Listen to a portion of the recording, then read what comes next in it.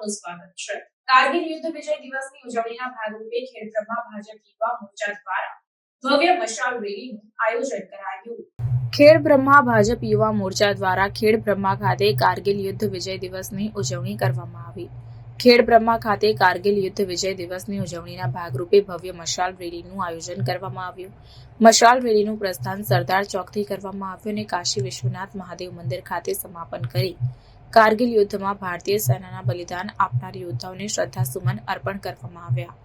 આ કાર્યક્રમને સફળ બનાવવા ખેડબ્રહ્મા શહેર ભાજપ પ્રમુખ અરવિંદભાઈ રાવલ દ્વારા ભારે જહેમત ઉઠાવી ખેડબ્રહ્મા તાલુકા ભાજપ સંગઠનના પદાધિકારી, ભાજપ યુવા મોરચાના કાર્યકર્તાઓ મોટી સંખ્યામાં ઉપસ્થિત રહ્યા હતા અને કાર્યક્રમને સફળ બનાવ્યો હતો। રિપોર્ટર જીતેન્દ્ર જોશી, ખેડબ્રહ્મા।